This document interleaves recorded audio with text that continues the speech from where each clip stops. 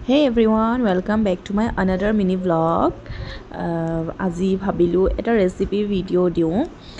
সকলোৱে বনাব জানে চিকেন মেগি আসলতে কি জানেনে যেতিয়া বৰষুণ দি থাকে যেতিয়া বতৰটো মানে ডাৱৰীয়া হৈ থাকে তেতিয়া খুব বেছি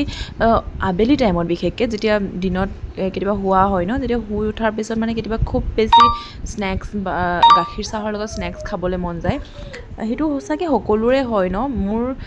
খুব মানে সেই বস্তুটো আবেলি টাইমত বিশেষকৈ স্নেক্স খাই মই বহুত বেছি ভাল পাওঁ পৰাপক্ষত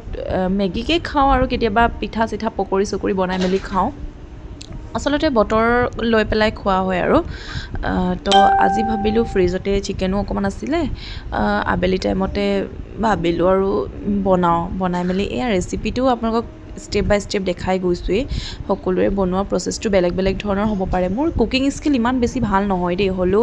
যিখিনি বনাওঁ মানে মই নিজৰ ফালৰ পৰা কিছুমান এফৰ্টছ ঢালোঁ আৰু মানে ভাল লাগে আৰু মানে বনাই কেতিয়াবা ভাল পাওঁ ইমান বেছি ভালকৈ নাজানো যদিও আৰু গাখীৰ চাহ মোৰ খুব বেছি প্ৰিয় কিন্তু গেষ্ট্ৰিকৰ প্ৰব্লেম যিহেতু গতিকে গাখীৰ চাহ আজি খোৱা নহ'ল আজি লাল চাহৰ লগতে হাজবেণ্ডকো দিলোঁ ভাইটিহঁতো খালে ভাইটিও কৈছে আৰু সি নৰ্মেলি এনেকৈ মানে তাৰিফ নকৰে কিন্তু কৈছে আজি ভাল লাগিছে অ'কে বাই